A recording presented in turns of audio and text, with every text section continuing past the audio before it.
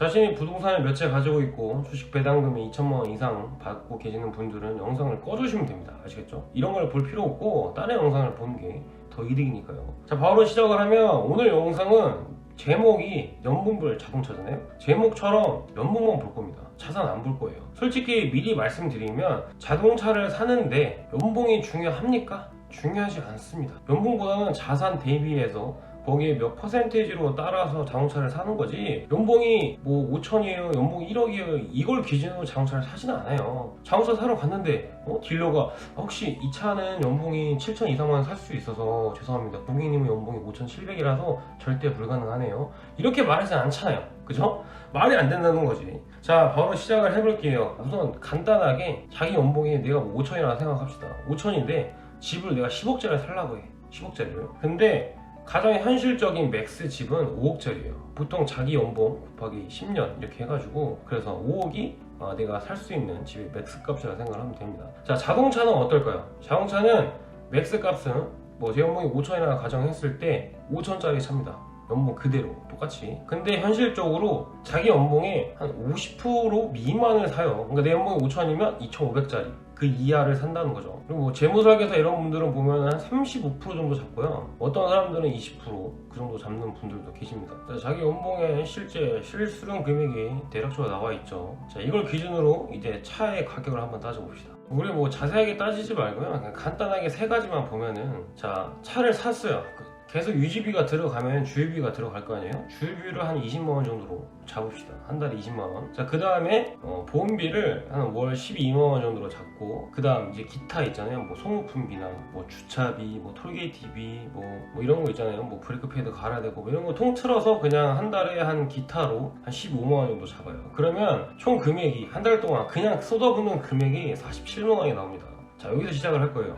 그 다음으로는 이제 1,000만원짜리 차가, 내가 1,000만원짜리 차를 샀다고 가정을 해보면 17만원 정도 들고, 2,000만원짜리는 33만원, 3,000만원은 50만원, 4,000만원은 66만원, 5,000만원은 83만원, 뭐 추실 수 있겠죠. 이게 뭐냐면 모든 차를 샀을 때 그 가격에 나누기 60을 했어요. 이 정도의 간격이 매월 들어간다는 뜻이죠. 내가 1,000만원짜리 차를 살 거예요. 1,000만원짜리 차가 뭐가 있겠어요?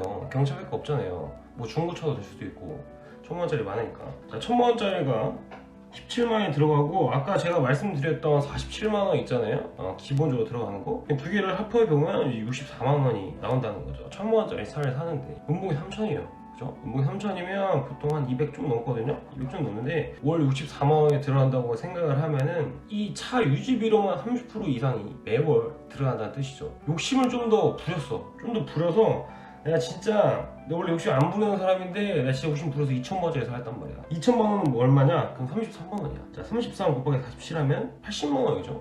80만원이 매월 그냥 무조건 나가는 거예요. 근데 얘가 진짜 200달인데 지금 80만원 빼면 얼마 남아요? 한 뭐 110 얼마? 120만원 정도 남잖아요. 120만원 남으면 이제 이걸로 내가 생활을 하는 거죠. 3,000만원짜리는 5년 동안 월 100만원씩 무조건 쏟아 부어야 돼요. 퇴사를 못 하죠. 하고 싶어도 퇴사를 할 수가 없어요. 매월 돈을 내야 되니까. 그래서 이제 가끔 회사 상사들이 우선 입사를 하면은, 야, 차 안 사냐? 물어봐요.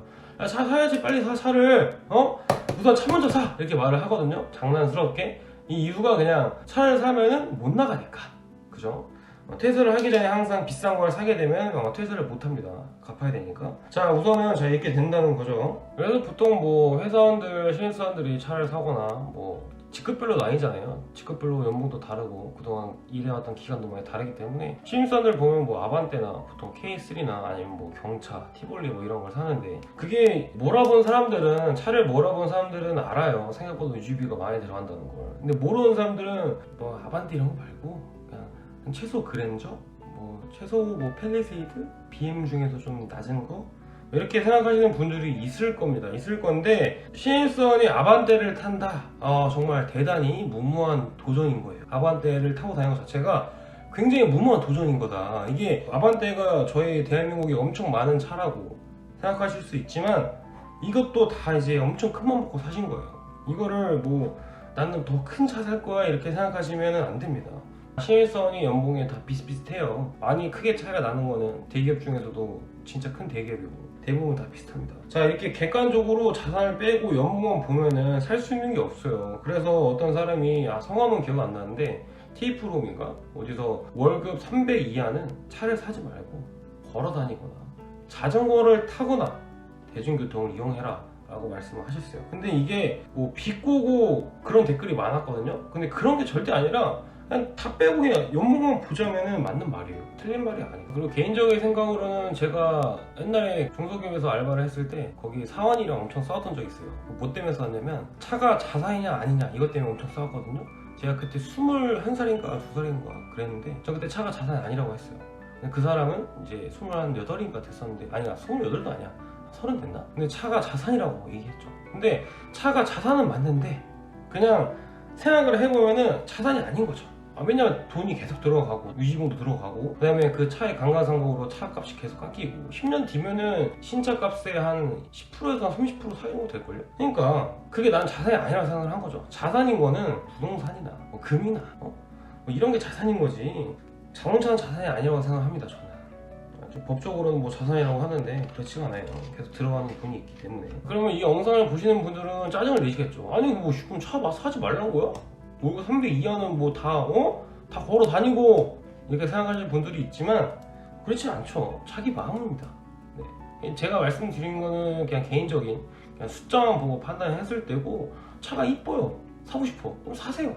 누가 뭐라 합니까? 뭐라 안 해요. 근데 개인적으로 어떤 플랜을 짜는 사람들은 필요하시니까 말씀을 드리는 거고 그리고 회사 생활을 할 때 뭐 영업부로 취직을 했는데 차가 있어야 된대요. 그럼 차를 사야죠.